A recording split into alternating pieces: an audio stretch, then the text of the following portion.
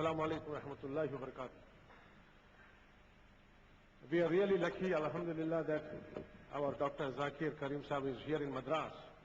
But since the question and answer session is there, I would like to just put forth before him the questions have been asked to me by non-Muslims very often, but I am still not able to answer to them in a correct perspective manner. Dr. Sahib, it is our firm belief that the believers will go to Jannah and the non-believers will go to hell. But a Hindu or a Christian often ask me that we are born in a Hindu family or we are born in a Christian family, and naturally we will continue to follow the same religion.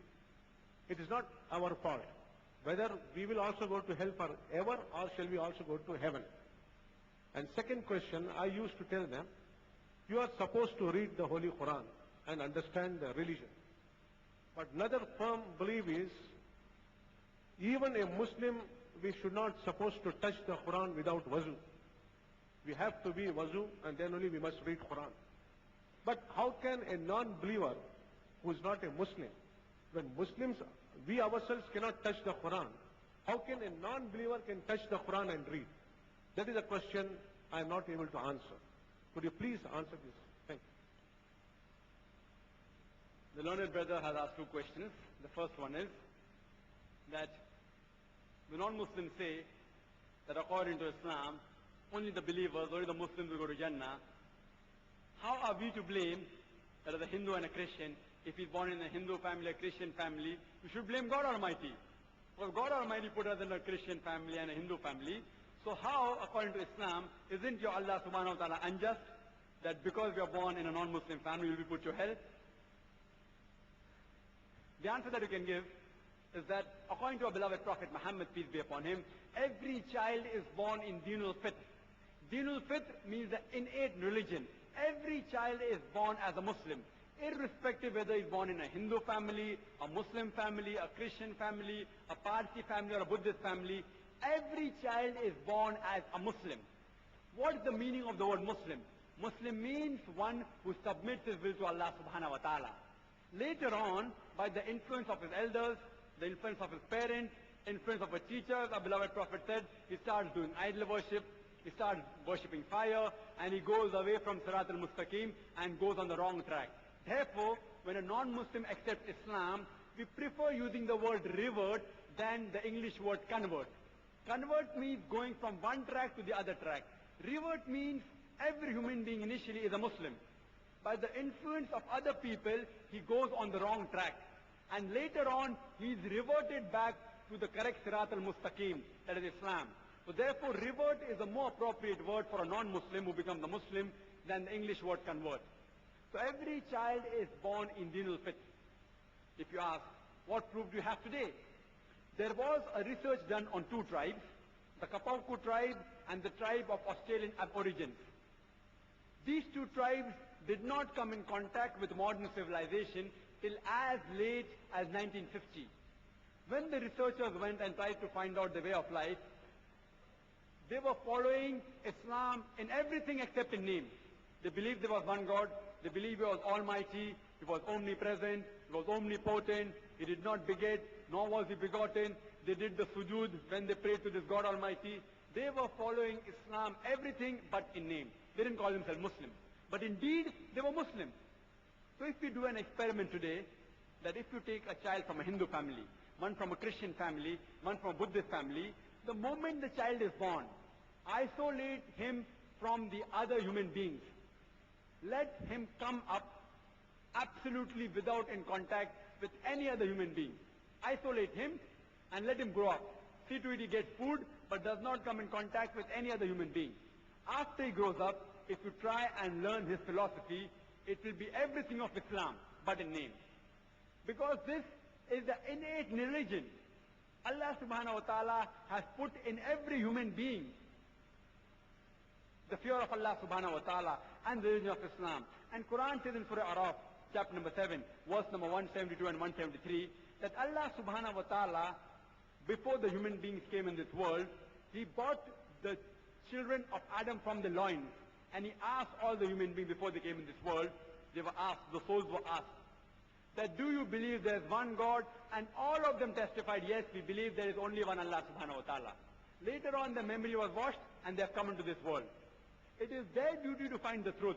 But even if they don't find the truth, Allah subhanahu wa ta'ala takes it upon himself to deliver the message of Islam. It's the duty of Muslims to dawah. But in spite of that, Allah says in Surah Fussilat, chapter number 41, verse number 53, He says, سَنُورِهِمْ آيَاتِنَا فِي الْآفَاقِ وَفِي أَنفُسِهِمْ حَتَّى يَتَبَيَّنَ لَهُمْ أَنَّهُ الْحَقُّ.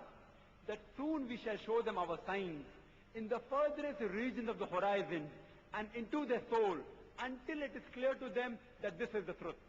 Allah takes it up upon himself that in every individual soul, besides showing his signs in the horizon, the sun, the moon, the trees, etc., he will even make it clear into their soul that this is the truth. But later on, after accepting the truth, many people, they agree with it, but they don't accept it, because if they accept it, if they become Muslims, they may go lost in business. They may lose their friends. So for material gain, they do not accept the truth. They agree with it, but they don't accept it. And Allah says very clearly that by the age of 40, every human being will agree that there is one Allah subhanahu wa ta'ala, at least once in the lifetime. So the message of Allah subhanahu wa ta'ala is given to every human being, and every human being is born as a Muslim. Later on he goes to the wrong track. Regarding that, will Muslims go to Jannah? Only by saying La ilaha illallah Muhammadur Rasulullah, you do not get a ticket to heaven. There are many Muslims who feel that only by saying the Shahada, you go to Jannah. The criteria for going to Jannah is mentioned, as I said in my talk, in Surah Al-Asr, chapter number 103, verse number 1 to 3, which says, وَالْأَصْرِ إِنَّ الْإِنسَانَ لَفِي خُسْرٍ إِلَّا الَّذِينَ آمَنُوا وَعَمِلُوا الصَّالِحَاتِ وَتَوَاصَوْا بِالْحَقِّ وَتَوَاصَوْا بِالصَّبْرِ. That by the token of time, man is very in a state of loss, except those who have faith, those who have righteous deeds, those who exhort people to patience and perseverance, those who exhort people to truth, that is to dawah and Islam. These are the minimum 4 criteria for a person to go to Jannah. If any one of these 4 criteria is missing, according to Surah Al-Asr, you shall not enter Jannah. You may be a good Muslim, you may have Iman, you may be offering the Salah, you may have gone for Hajj, but if you don't do dawah, if you don't deliver the message, you shall not enter Jannah. All 4 criteria are required for a person to enter Jannah. Not only saying the Shahada. The person should have belief, should have righteous deeds, that is, should be honest, etc., should invite people to truth, do dawah, and invite people to patience and perseverance. Only being born in a Muslim family will not transport you to Jannah. Hope this answers the first question. Regarding the second question, that Muslims are supposed to do wudu and touch the Quran, how will the non-Muslim read the Quran?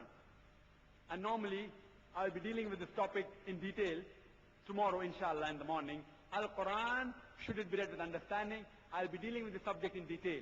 But just to answer briefly, what the Muslims refer to the verse in the Holy Quran from Surah Waqia, chapter number 56, verse number 77 to 80, which says that Quran is most honorable, a book well guarded, which none shall touch except those who are pure, except those who are clean. Here when the Holy Quran says none shall touch it, it does not mean physical touching. Any non-Muslim, they can easily take a Holy Quran and touch it, and the Quran will be proved wrong. They can purchase the copy of the Holy Quran for 100 rupees or 200 rupees, and they can touch it, the Quran will be proved wrong.